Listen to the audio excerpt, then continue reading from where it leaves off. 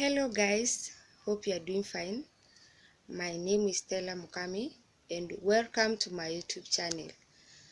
First of all is to thank all my new subscribers. Thank you so much. So in today's video, I'll be talking about fake friend, like how my friend betrayed me. So this started back when I was in Form 1. I got admitted at the hospital because I had some issues like chest pains and other stuffs. So after I was discharged, I heard the rumors that I was doing an abortion. I didn't ask anybody. So after, when I was informed for, the same thing repeated itself again. I was admitted and the same problem, chest pain. And after I was discharged, the people said that it was an abortion again. And guess what? They said I had 7 abortions. Or me. So my friend told her auntie, who is my mom's friend, that she came to see me and it's true I was doing an abortion. So my mom came and told me that my friend said this and this. So I did not ask her. What I did, I stopped talking to her cause yani mbona anifanyie hivyo na anajua si ukweli.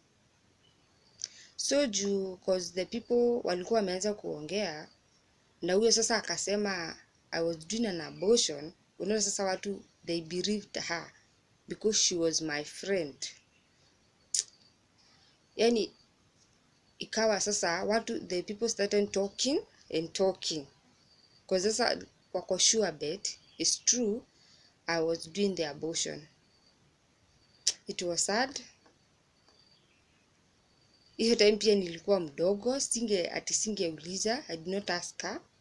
So what I did, nili distance myself, like sikuwa na story mingi na yeye. And wale hawajawahi jua mbona niliacha kumuongelesha, yani ile story mingi like we used to talk before. So hivyo ndo ilinifanyikia, and today I want to say this. I've never ever in my life done an abortion. Sijawahi. Na hiyo time hata they were saying I was doing abortions, I was even a virgin. So I was like, kwani ni ya Holy Spirit? Hey, people. But ni sawa tu. It's fine. So hapo ndo nikajua alikuwa ananikula na sikuwa najua, like alikuwa anakuja tunaongea wa stars ni nini, so anaenda kuongea vitu haziko. Bado niko na hizo kandi za OC. I have everything. Ilikuwa bad, but ni sawa tu. Nilimwachia God. Ndio hakuna kitu ningefanya. Sikumuuliza, mamangu alijua hiyo story, hata yeye kumuuliza. But tulimwachia tu Mungu. God ndiye anajua. And so guys, pia umewahi kuwa na such friend. Yani friend unamtrust, you are trusting now with your everything. Mnaongea story, badala aongee the real story, yeye anaenda kuongea the fake story. Story ina trend, kumbe ni fake. Umewajipata in such situation? Ulifanya aje? Ulimuuliza ama ulinyamaza tu ukasema iko venye itakuwa? But nowadays kuna fake friends everywhere. Imeniapenia several times, like I'm trusting my friend with my everything. I'm trusting my friend. After tu tumeachana hivi, she'll go spread fake rumors, sijui nini, fake news wherever. Be careful guys, be very careful. Not everyone is your friend. Usione juu ako there for you when you need her, when you are in your nini sijui, then you trust her. Don't trust anybody. Trust to God. God ni anakujua. So that's all about my fake friend. So wherever you are, you know yourself. Mwenye tulikuwa mabeshte na back in high school, mwenye spread those news, bad news, fake news, you know yourself. Ilikuachia God. Sikukuuliza, but tu niliambia God something. Ni sawa tu, ni sawa. So again guys, I'll be talking about being a house help 2 weeks before my KCSE. How it happened. It was crazy. So I had this boyfriend of mine who lived again far away. I used to visit him on Sundays. So on this Sunday, I went as usual, and we had agreed that I will pay the transport. We're good, and he will pay the nini. He give me the pesa ya kurudi.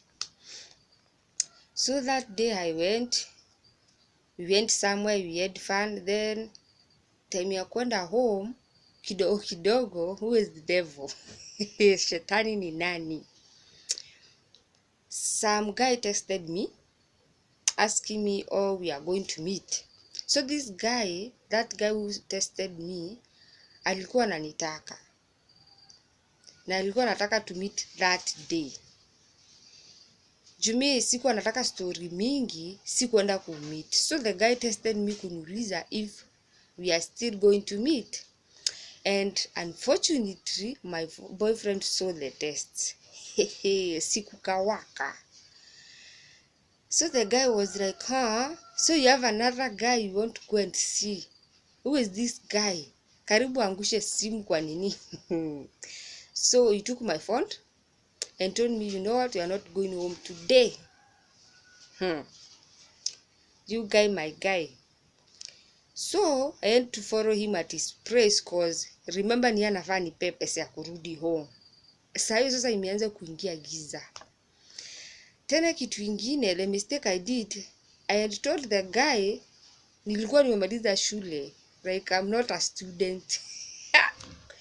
Na nilikuwa form 4. So tukaenda kwa the guy's place. Ikafika saa 1. My mom called me. Nikamwambia, mom, you know what? Mimi sisomi tena, I'm not going to school again. I want to be I'm searching for a work. Mangu akaniuliza akaanza sasa kuni, you know, ile mambo ya mothers, you know.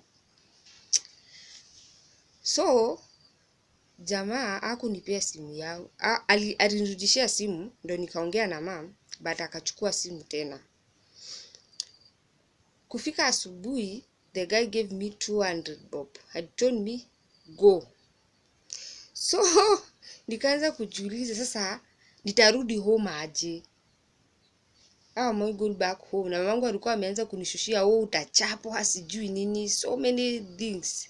Vile ati huko kumewaka, sijui nini. So you know what? Sikwenda home. Nilikaa hiyo town for 1 week searching for a job. And no place to sleep. And no clothes to wear. Hey. So nikakaa huko looking for a job. Nikapata a lady who was working in a cyber. And I told her I'm in search of a work. And she connected me with one of her friends. So it was on Friday. The lady said she will come to pick me on Saturday. So on Saturday the lady came. And nikaenda Nairobi. Kulikuanga Syokimau. So I did not tell the madam I was a student. Sikumwambia anything. So she was like, na Stella, mbona una nguo? Nikampea excuse sijui nini. Imagine nilikuwa nimebeba nguo. Nilikuwa nimepata zile tuso, nilinunuanga nguo 2. Nilinunua one trouser. It was 50 bob. Nikanunua 1 panty. Na I guess ilikuwanga sweater ama ilikuwanga t-shirt. I can't remember very well. So nilikuwa na hizo nguo ndo nimebeba. Na nilikuwa nimebeba na paper bag. A black paper bag. So I started working there as a house help. So after 1 week, my mom started calling me, begging me to come back home because my exam was almost 1 week. Sasa the issue was, how am I going to tell the boss ati nataka kuacha kazi nifanye exam? Sasa atanibeba aje? Mimi nikakaa, sikumwambia. After hiyo wiki ikaisha ya kwanza, sasa the second week nikaona acha tu niende. So I went to tell the madam the truth. Nikamwambia what happened, but sikumwambia ati ni boyfriend sijui nini. Mimi nimwambia tu ni sikuwa na school fees, so I went to help my mother sijui bla bla bla and so on. So madam akanipea juu alikuwa ameniandika ilikuwanga 4k. So every week nilikuwa nafanyia 1k. So niliendanga home on Friday. Exam ikiwa sijui ilikuwa ya Monday ama Tuesday. She gave me 2000, then akanibaia pencil, pens, hizo vitu za kufanyia KE. So that how nilijipata nikiwa house help. So nikarudi home na nikafanya exam na maisha ikaendelea. Umesoma nini na hiyo story yangu? Never write to a guy. Sasa huyo jamaa angejua nilikuwanga shule, najua angefanya venye alifanyanga. But juu na ujinga yangu, mimi nilimdanganya. So he thought mimi nilikuwanga mtu mkubwa. So that's my story. Msio mnadanganya. Najua ni watu wengi sana they write to their boyfriends ati sijui in college, sijui I'm in university, sijui I'm a graduate, sijui I'm a nurse, I'm a doctor, I'm a teacher, sijui wherever. Those lies can put you in trouble one day. Please tell the guy the truth. Kama wewe ni hivi, mwambie you are like this. Akupende asikupende, ikuwa hivyo. And guys, that's all for today. Kindly subscribe, like, share and comment. See you guys on the next video. Bye bye.